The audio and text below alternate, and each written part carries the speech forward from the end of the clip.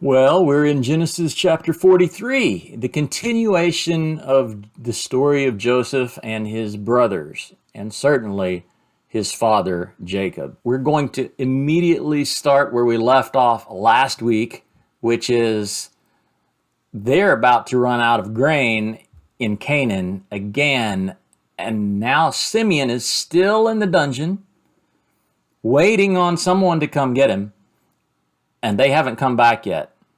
He's still sitting in Joseph's dungeon because Joseph is basically holding him hostage until his brothers come back. And he's not done having fun with the brothers yet. He's still putting them through the gauntlet, if you will, of emotions. And it's not going to get easier just yet. Let's take a look at this one. Genesis chapter 43. Hey, get you some coffee. Solwaycoffee.com. You need some of this stuff, man. It's really good. I think if you will try it, you will continually order, and hey, it's anointed coffee. Kind of like Chick-fil-A's chicken sandwiches, most anointed chicken sandwich in the world, right? You can't go wrong with that chicken sandwich. Don't tell me you don't like chicken sandwiches. This is good coffee. All right. Get you some. Let's go. Okay. Verse 1, now the famine was severe in the land. It's still severe in the land, if you will. And when they had eaten the grain that they had brought from Egypt, their father said, go again, buy us a little food. So you notice everything that Joseph had sent with him the first time. We're talking donkey loads of grain. They've eaten it. They've been sitting around eating, trying to figure out what they're going to do. In verse 3, and Judah said to him, Judah. We ended the last chapter. Reuben was doing all the talking. Now Judah is talking, and remember, Judah is the one that we were kind of interrupted with his story and him and Tamar a few chapters ago, and we concluded that this guy is pretty ruthless. One, doesn't seem to care about anything except himself. Has that changed? So let's see here, verse 3. And Judah said unto him, the man, Joseph, solemnly warned us, saying, you will not see my face unless your brother is with you. If you will send our brother with us, we will go down and buy you food. But if you will not send him, we will not go down. For the man said to us, you will not see my face unless your brother is with you. And Israel said, okay, that is of interest. And I want you guys to chime in on this. In the last chapter and in all of the previous chapters, it's been talking about Jacob. All of a sudden, we're talking about Israel. His name has changed. What do you think about that? What do you think about the implications of that? What's the significance of that name being employed here? Israel instead of Jacob. Verse 6, Israel said, why did you treat me so badly as to tell the man that you had another brother?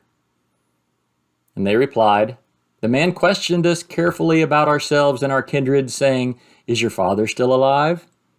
Do you have another brother? What we told him was in answer to these questions. Could we in any way know that he would say, bring your brother down? And Judah said to Israel, his father, send the boy with me, and we will arise and go, that we may live and not die, both we and you and also our little ones. I will be a pledge of his safety. From my hand you shall require him. If I do not bring him back to you and set him before you, then let me bear the blame forever. We just spoke about maturity. Did any of these guys mature since Joseph has been in captivity in Egypt? And it would appear so. Judah does not seem like the same guy that he was having the exploits with Tamar with a few chapters ago. This is a different man. Verse 10, if we had not delayed, we would have now returned twice. So they're really hesitant to go, and I understand that. Then their father Israel said to them, if it must be so, then do this. Take some of the choice fruits of the land in your bags and carry a present down to the man. A little balm and a little honey, gum, myrrh, pistachio nuts, and almonds. Take double the money with you. Carry back with you the money that was returned in the mouth of your sacks. Perhaps it was an oversight. Take also your brother and arise. Go again to the man. All right, let's stop right there. The man, the man, the man. Who's the man? It's Joseph. Who is Joseph? A type and shadow of Jesus, the Son of Man. So it's a bit of I believe, an involuntary play on the truth of what is actually being personified here through Joseph. Jesus, the Son of Man. He's the man. Remember, they stood Jesus up, and Pilate said, "Behold the man." Why is that important? Because Jesus was the substitute. He was the second man, Adam. Just like we find at the end of Genesis chapter 1, and God created man. So Jesus is the man here. Joseph is the man, but Jesus is the picture. Better put it like that. All right, so Jacob is agreeing. All right, finally, take your brother and arise and go again to the man. May God Almighty grant you mercy before the man, and may he send back your other brother and Benjamin. And as for me, if I am bereaved of my children, I am bereaved. So he is given up. He's relinquished control. He's not trying to control it anymore. And maybe there's a lesson just right there.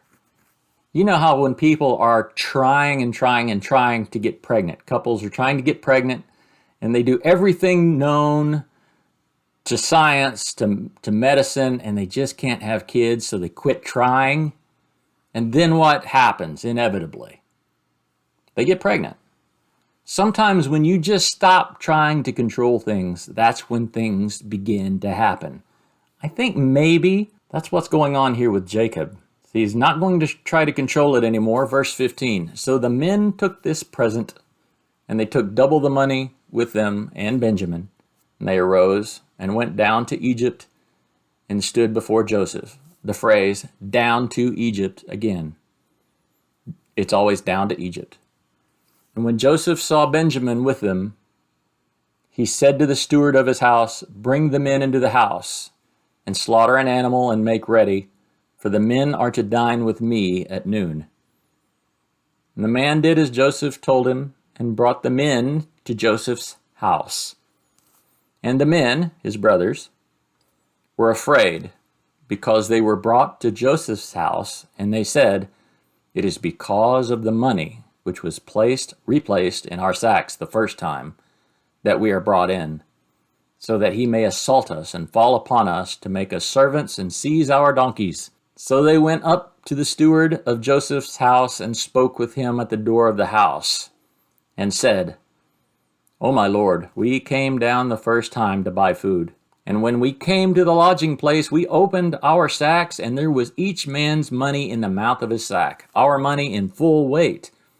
So we have brought it again with us." Verse 22. "And we have brought we have brought other money down with us to buy food. We do not know who put our money in our sacks." He replied, the steward, Joseph's butler, if you want, maybe. His steward replies, "Peace to you. Do not be afraid. Your God and the God of your father has put treasure in your sacks for you. I received your money." Then he brought Simeon out to them. I can't help but wonder if this might be a picture of Holy Spirit, the servant of Joseph, in the same way that Holy Spirit does a lot of servile work on behalf of Jesus. He does the luring. He opens the doors. He brings peace to people. Peace to you. Don't be afraid. I'm wondering, do you guys see that as well? Let me know if you like that idea, because I'm all about the pictures here. Okay, so in verse 24, "And when the man had brought the men into Joseph's house and given them water, and they had washed their feet, And when he had given their donkeys fodder, they prepared the present for Joseph's coming at noon, for they heard that they should eat bread there. Okay, so we're getting geared up for a reveal here. And when Joseph came home, they brought into the house to him the present that they had with them and bowed down to him to the ground.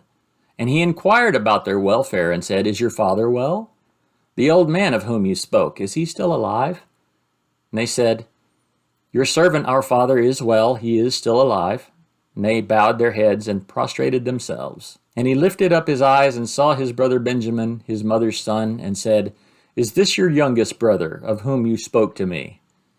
God be gracious to you, my son." His own brother. The rest of them are half-brothers. This is his only real brother in the bunch. Verse 30, "Grace to you, my son." So verse 30, "Then Joseph hurried out, for his compassion grew warm for his brother, and he sought a place to weep. And he entered his chamber and wept there. Then he washed his face and came out. And controlling himself, he said, 'Serve the food.' And they served him by himself, and them by themselves, and the Egyptians who ate with him by themselves, because the Egyptians could not eat with the Hebrews, for that is an abomination to the Egyptians."